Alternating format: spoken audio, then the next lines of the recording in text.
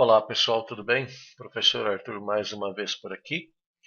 E agora nós vamos falar um pouquinho sobre armazenamento de dados, né?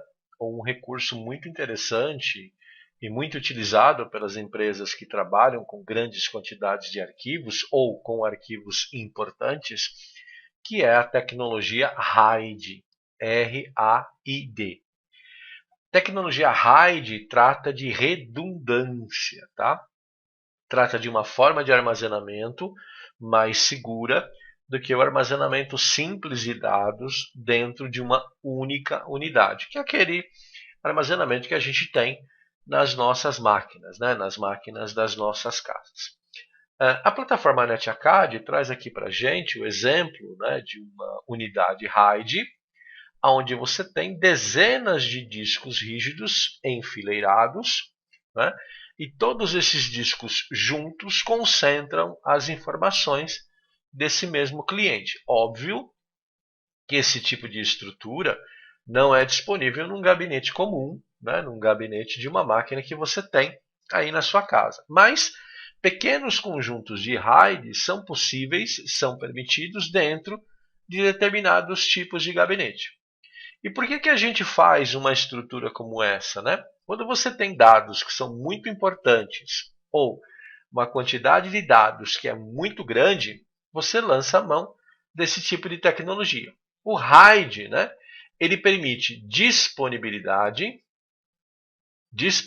de acesso, confiabilidade, capacidade e redundância. Pessoal, o que é ser redundante, né?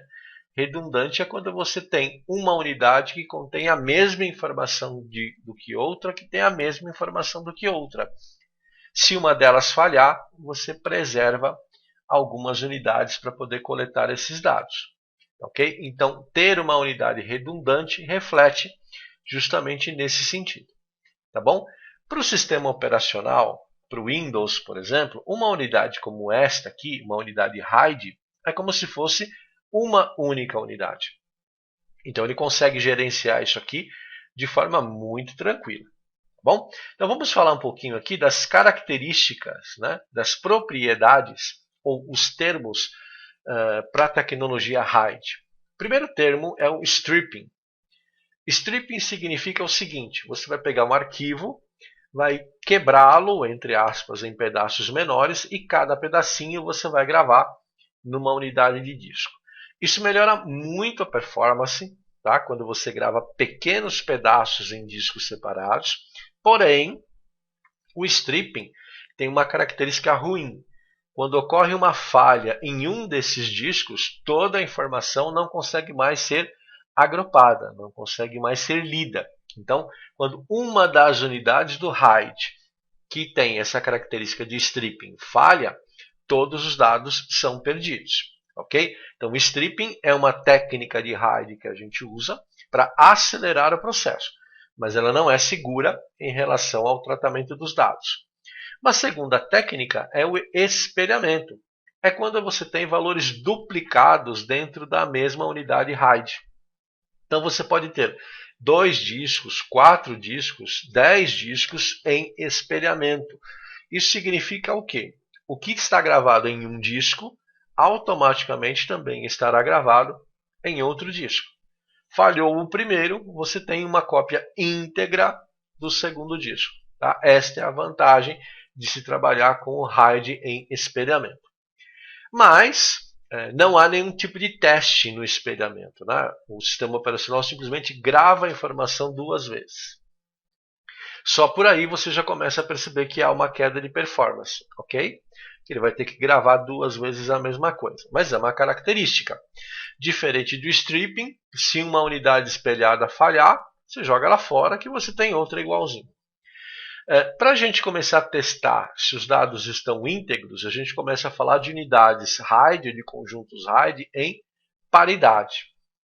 Quando você faz um teste de paridade na informação, você está verificando se ela foi gravada de forma íntegra e se ela vai conseguir ser lida também na íntegra. Então, um teste de paridade ele é muito importante quando os dados que estão ali colocados precisam ter essa verificação. Um exemplo são dados do sistema financeiro, né? Saldo, extrato, movimentação, aplicação, todos esses dados são tratados sempre na forma de paridade.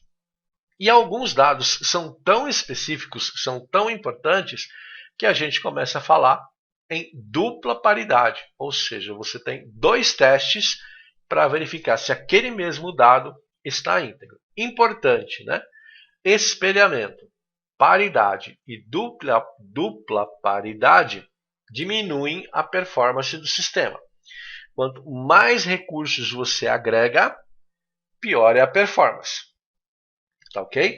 Um detalhe importante, principalmente nesse tipo de engenharia aqui, nesse tipo de construção. Esses discos rígidos, se não forem exclusivos de tecnologia stripping, eles podem ser trocados na tecnologia hot swap, ou seja, troca a quente. Você pode trocar esse disco com a unidade em funcionamento, ok? Que é um recurso muito bacana. A máquina não para manutenção, ela não para troca. E por que não vale para o stripping, né?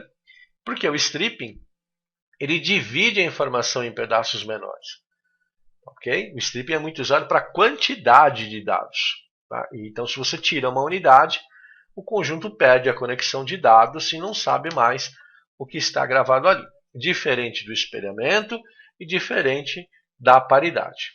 Ok? Pessoal, quais são os níveis, né? Quanto maior o nível aqui, quanto maior o nível dessa tabela, maior o número de unidades que você vai disponibilizando e maior a quantidade de recursos. Tá? Independente do que você vai fazer, quando você constrói um nível RAID para um equipamento, este tipo de tabela tem que ser levado em consideração. Além do que, a qualidade da informação ou a quantidade da informação também precisa ser considerada. Então vamos pegar aqui, por exemplo, um nível RAID 0, que é o mais básico que a gente tem. Ele precisa de 2 unidades, 2 discos rígidos, e ele usa o recurso de stripping. Ok? O stripping melhora o desempenho e melhora a capacidade. Porém, se um deles falha, toda a informação está perdida. Bacana? O próximo, nível RAID 1, também trabalha com um mínimo de 2 unidades e usa o recurso espelhamento. Quais são as vantagens? Desempenho e confiabilidade. Desvantagens. A capacidade é metade do tamanho total da unidade, porque ela está em espelhamento. Tá? Cada um desses níveis de RAID tem recursos adicionais. Quanto maior o nível, mais recursos você tem. Ok? Bacana? Pessoal, no finalzinho aqui, a gente tem um exercício para testar o seu entendimento em relação aos níveis de RAID. E é óbvio que para você construir nesse momento, né, para você preencher essa tabela, você deve sempre consultar a pagininha anterior. Em resumo, RAID é uma forma de garantir redundância de dados, é uma forma de garantir e uma forma de garantir grandes quantidades de armazenamento. Tá? RAID é algo que é inerente à placa-mãe. O chipset tem que dar suporte ao RAID, porque o sistema operacional enxerga o RAID como uma única unidade. Então, do ponto de vista lógico, o sistema operacional enxerga uma unidade só. Porém, do ponto de vista de hardware, é a placa-mãe quem tem que gerenciar todo esse funcionamento. Espero que essa ideia tenha ficado clara.